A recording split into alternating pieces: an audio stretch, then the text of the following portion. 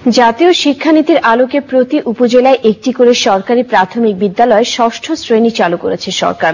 অনেক বিদ্যালয়ে চালু করা হয়েছে সপ্তম শ্রেণীও। তবে বিদ্যালয় কিংবা শিক্ষকদের সুযোগ সুবিধা খুব একটা বাড়েনি বলে অভিযোগ শিক্ষকদের। মোস্তফা মল্লিকের রিপোর্ট।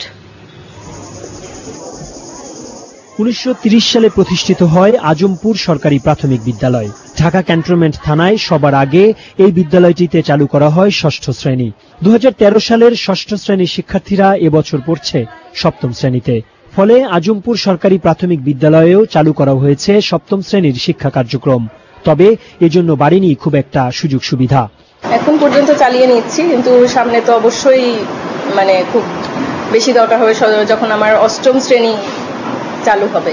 সবই লাগবে, ক্লাসরুম লাগবে আমার, তখন বেঞ্চ চেয়ার থেকে শুরু করে টিচার, তারপর এদের যে তখন কেন এখনই আমার যেটা প্রয়োজন যে ওদের তথ্য ও যোগাযোগ প্রযুক্তি, ওদের একটা বিষয়ই আছে, এবং তার জন্য যে উপকরণ, প্রধান উপকরণ যে একটা কম্পিউটার, সেটা আমি ওদেরকে দেখাতে পারছি না। প্রাথমিক পর্যন্তই ছিল যে শিক্ষক, ষষ্ঠ এবং সপ্তম শ্রেণী ওপেন করার পরে সেই শিক্ষক আমাদের নতুন করে নিয়োগ দেওয়া হয়নি।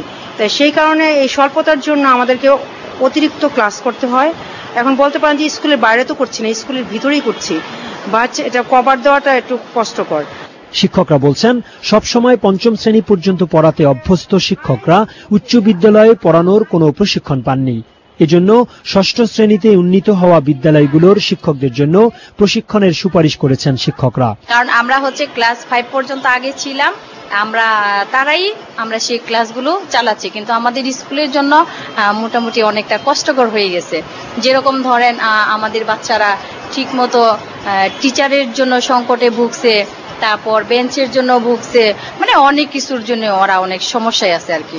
চাওয়া অবশ্যই বেশি। আমার মতে যে সরকারের উচিত অন্যান্য প্রাইভেট স্কুলগুলোতে যেসব সুযোগ সুবিধা আছে ওগুলা যদি সরকারি স্কুলগুলোতে দেওয়া হয় তাহলে শিক্ষার মানটা অবশ্যই বাড়বে। হাই স্কুলের জন্য এখন আসলে ট্রেনিং আমাদের হয়ে ওঠে নাই, শুনছি হবে, এখন হলে হ্যাঁ অবশ্যই ভালো। ষষ্ঠ শ্রেণী চালু হওয়া বিদ্যালয়গুলোতে আধুনিক ভবন নির্মাণেরও তাগিদ শিক্ষকদের। আসছে বাজেটে এজন্য বিশেষ বরাদ্দেরও প্রস্তাব তাদের। Mostafa Mallik, Channel I, Dhaka.